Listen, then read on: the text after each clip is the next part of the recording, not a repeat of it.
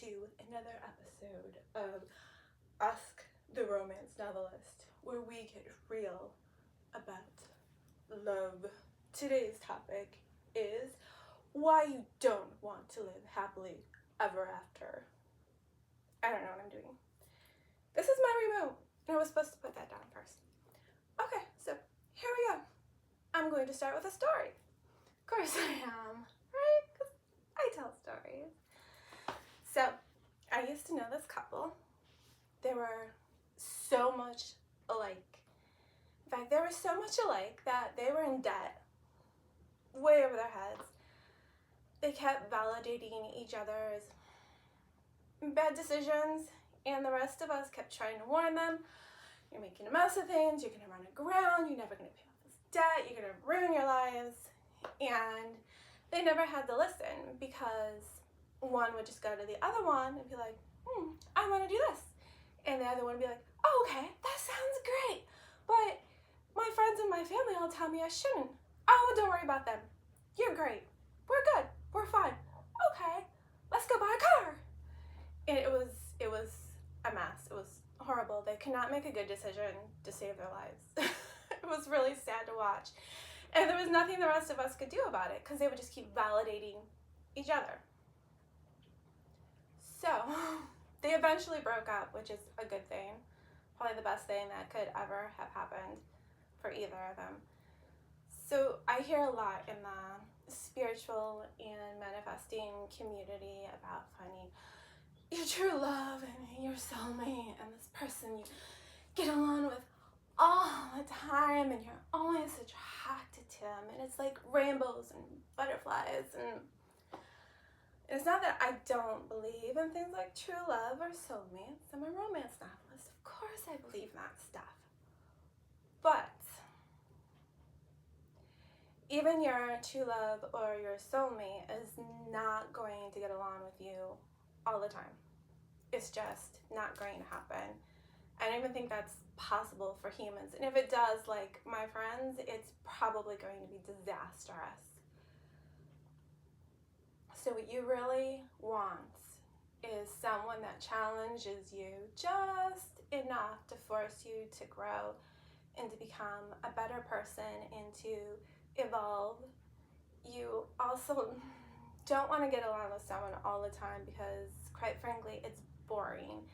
And human beings have all these emotions, and we're actually more attracted to someone we don't get along with all the time. So it creates a contrast. It'll get boring if you get along all the time. And some couples will even pick fights with each other for this very purpose, which can be dangerous, but I've seen some couples it really works for them.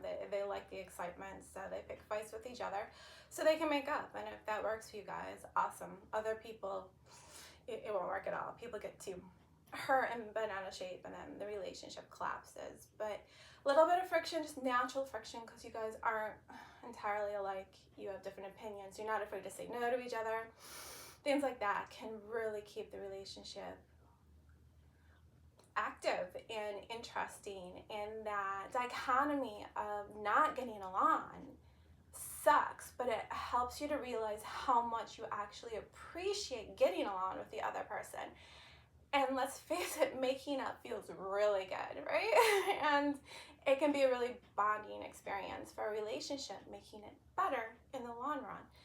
So this happily ever after stuff, now I think we're all smart enough here to know that the happily ever after you've seen Disney movies or whatever movies, of course, isn't a real thing, but we still like to buy into the whole